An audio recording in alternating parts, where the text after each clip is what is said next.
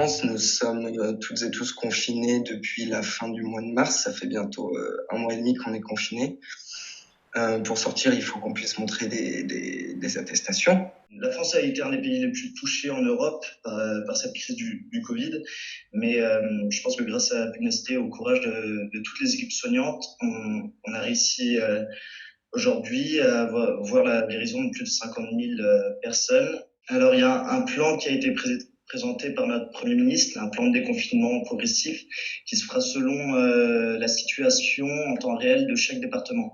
Pour savoir, sur 3 niveaux qui sont associés à des couleurs. Donc, niveau rouge, le confinement reste le plus important. Niveau orange, niveau vert, où on va avoir la réouverture des commerces, des petits musées, le début de la reprise de la vie sociale. Mais malgré ça, il faudrait que chacun respecte bien les gestes barrières. J'ai un attachement très particulier avec l'Italie, mes potes qui sont en Italie. J'étais vraiment très frustrée par le fait que j'avais l'impression qu'on prenne vachement de retard sur le confinement et qu'on n'était pas encore assez... j'avais l'impression que personne ne comprenait la situation autour et que j'étais la seule à me dire mais bougez-vous. Et du coup, c'était super frustrant. Le fait que les gouvernements soient dépassés par une épidémie, c'est quand même la première qu'on vit depuis 100 ans et c'est compréhensible, mais ce qui est beaucoup plus problématique vu de France, c'est que les autorités publiques ont très mal communiqué parce que dans un premier temps, ils ont volontairement voulu cacher le problème. Et là, il y a des exemples. Je dirais par exemple la porte-parole du gouvernement qui dit on n'a pas besoin de masque. Emmanuel Macron qui dit moi je préfère aller au théâtre 3 jours avant son discours. Ça déjà c'est la preuve d'une communication qui n'était pas bonne alors qu'ils savaient très bien qu'on était en situation de pénurie et que c'était une manière disons de cacher la réalité. Donc ça je trouve ça dommage. J'aurais plutôt préféré une communication à l'italienne par exemple, de dire la vérité, de dire qu'on est dépassé et qu'on va affronter ça tous ensemble. J'écoute les infos de temps en temps, mais je le fais pas non plus de manière très assidue parce que j'aime pas forcément regarder les infos parce que je trouve que ça nous pourrit en fait, ça fait naître beaucoup de peur et d'appréhension en nous.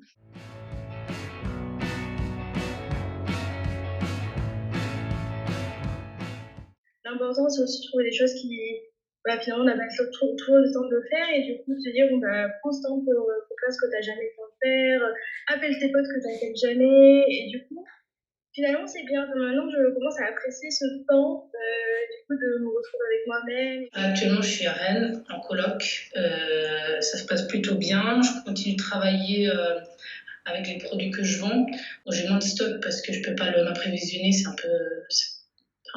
pas génial comme situation, mais j'ai réussi à trouver d'autres plans, des fermes ouvertes, des marchés dans un petit village de 1600 habitants, donc ça donne accès plus facilement. Des livraisons, il y a eu beaucoup de bars ou de systèmes qui se sont mis en place. Donc ça continue. Après, j'aurai plus de stock dans très peu de temps, mais... À la fac a été mis en place la production de solutions hydroalcooliques. Ça se mettait en place avec un groupe de 12 élèves qui s'est relayé. La première fois, c'était le 25 mars. On a produit donc 1000 litres cette solution hydroalcoolique destination non pas des hôpitaux parce qu'ils arrivent à en produire eux-mêmes, mais du personnel soignant libéral. Donc que ce soit les cabinets médicaux, les infirmières, les EHPAD, qui venaient à la fac récupérer plusieurs litres de gel hydroalcoolique, ainsi que des masques, des gants, des protections s'ils n'en avaient pas. Et c'était le cas, personne n'avait assez de ce genre de protection, notamment les pharmaciens. Je suis bénévole à l'épicerie Totem, donc c'est une épicerie collaborative dans ma ville, juste à côté de la gare. Et je voulais être bénévole en fait juste pendant la période de confinement du coup pour être utile. Et donc mon rôle c'est de livrer des repas en fait en vélo. Je parle qu'avec les gens et ça m'a fait vraiment beaucoup de bien parce que du coup je peux avoir du contact humain et me sentir utile et m'occuper. Donc j'aime vraiment beaucoup faire ça. Il y a quelque chose dont on parle pas souvent, c'est les inégalités face à la quarantaine et au confinement. Les inégalités territoriales, moi je trouve que c'est les plus flagrantes. Entre ceux qui habitent dans des grandes agglomérations, qui vivent dans des petits apparts. Je sais que dans les quartiers nord, où il y a une densité de population élevée et il y a un mal logement qui est patent. on a des échos, par exemple, le confinement a du mal à être appliqué et que les sanctions sont beaucoup plus lourdes envers les citoyens qui le violent. Et ça peut générer un risque de tension, en fait. Ça peut mener vers des émeutes. Donc moi, en tant que citoyen, là, cette fois français, je suis très inquiet par rapport à cette inégalité-là. Et puis la deuxième inégalité, c'est qu'on se rend compte que le télétravail, c'est pas possible pour tout le monde.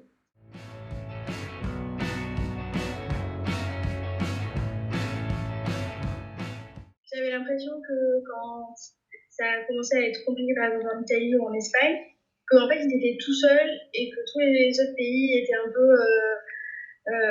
bon bah c'est pas notre problème parce que c'est pas notre pays, donc on va pas s'en occuper. Et finalement on se rend compte que bah, le problème de l'Italie c'était nous dans 10 jours. Je pense qu'il y aurait eu besoin d'une réponse européenne sur la collaboration entre les pays. En fait, je pense qu'il y a eu une collaboration entre les pays parce qu'après, quand on voit les publications de l'Union européenne, ils disent l'Italie a reçu tant de masques de l'Allemagne. Et je pense qu'ils ont tellement pas fait une communication claire. Dans un premier temps, il n'y a pas vraiment de politique sanitaire commune au niveau communautaire, donc c'est normal que ça revienne aux États d'agir. Et par conséquent, chaque État agit selon, disons, son idéologie, sa tradition culturelle. Donc il n'y a pas vraiment eu de coordination. Il y a eu un manque de coordination, en tout cas dans un premier temps. Les États ont étalé leur division de politique économique au grand jour. C'était pas nécessaire. On s'est retrouvé dans la presse avec le club des radins contre le club Med. Je pense que ça accroît les divisions de l'Europe plutôt que ça rassemble. Il y a eu vraiment une augmentation du nationalisme en fait avec le Covid parce que tous les gouvernements c'est eux qui ont dû gérer, enfin à niveau national. Donc chacun après ses choix, on voit bien que tous les pays ils ont des dates de déconfinement différentes, qu'ils ont des priorités différentes selon les types de magasins qu'ils autorisent. L'Union européenne, là, je la vois pas trop agir au sens où je pense qu'il y a eu le Parlement qui est resté actif assez par le biais du télétravail, quoi. La commission, elle essaie de prendre des mesures, ils ont financé certains projets, ils ont donné de l'argent au début à l'OMS, mais concrètement, elle devrait vraiment réussir à avoir un plan d'action général. Je veux dire, même moi qui suis cofondateur d'une association, Brise Europe Finistère, il s'agit de le dire, et déplorer quand même un certain manque de réactivité dans l'entraide et dans la solidarité. C'est vrai, c'est ce qu'ont fait les Italiens, par exemple, pas seulement les cadres politiques, mais aussi les citoyens, ils se sont plaints de ce manque de réactivité. Je pense qu'ils ont eu raison de le faire. Mais au-delà de ça, en fait, je pense qu'il s'agit aussi de dire que depuis la présidente de la Commission européenne, Ursula von der Leyen, s'est excusée. Et je trouve ça assez admirable parce qu'à mon sens, c'est pas à elle de le faire. Ce serait plutôt aux chefs d'État et de gouvernement qui, à mon sens, ça n'engage que moi, mais sont peut-être trop puissants dans le cadre du processus de décision européen. Ce qu'il faut souligner aujourd'hui, quand on voit que les beaux jours, entre guillemets, arrivent, c'est qu'il y a une réelle solidarité pendant cette crise, malgré les polémiques qui accompagnent toujours ces situations exceptionnelles. On voit que cette pandémie aurait pu avoir l'ampleur d'une peste au Moyen-Âge, mais jamais dans l'histoire une pandémie telle était si bien gérée, je pense. Notamment, voilà, vraiment, je souligne l'action des soignants et aussi des institutions publiques qui ont permis de mettre tout ça en marche. Il y a l'exemple du docteur Zacharopoulos, qui est député européenne et médecin. Et je suis très heureux de voir que ce docteur franco-grec est venu directement dès qu'elle a pu. Elle a remis la casquette de médecin, laissant un peu de côté celle de député, pour venir sur l'hôpital de guerre qu'il y avait dans l'est de la France.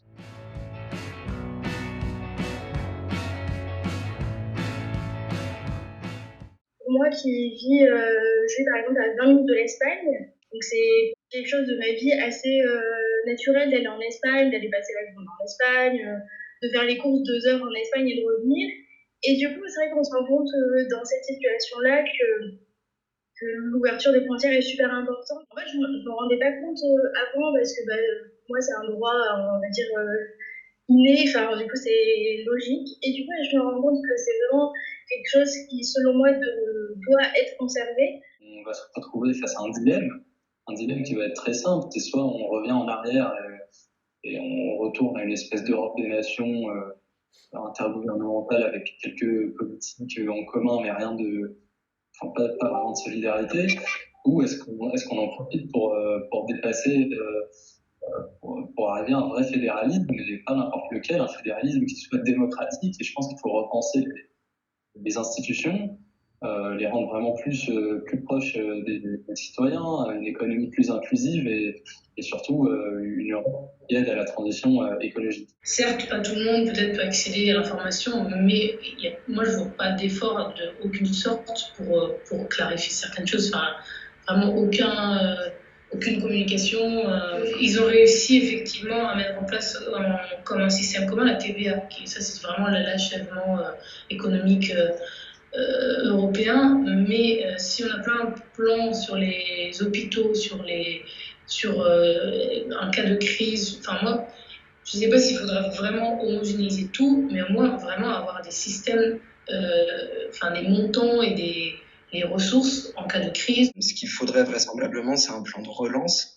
Et le Green New Deal, il s'inscrit là-dedans, mais justement pour un plan de relance qui soit vert et qui laisse personne au bord du chemin, hein, comme on pourrait dire. Le problème de la relance, c'est que c'est la relance de l'industrie et la relance aussi, par exemple, des énergies fossiles qui, comme chacun sait, polluent beaucoup. Donc, non, le Green New Deal, il a un véritable intérêt. Là où je suis un petit peu inquiet, c'est sur des pays comme la Pologne ou la Tchéquie, qui ont fait savoir qu'elles n'étaient pas prêtes du tout à s'engager dans ce chemin-là pour leur relance. J'ai tendance à être quelqu'un de super optimiste, mais là je pense que y a des entreprises qui vont faire faillite. Enfin, par exemple, l'entreprise du tourisme, elle va vraiment en prendre un très gros coup, je pense. Moi, je suis même sûre.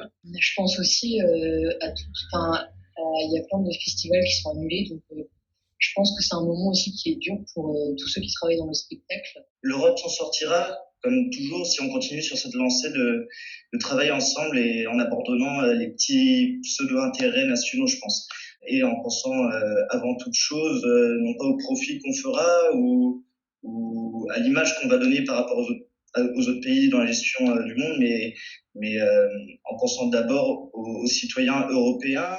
Donc, il faut continuer à unir les hommes, ceux qui travaillent, ceux qui subissent, pour continuer à avancer ensemble en Europe.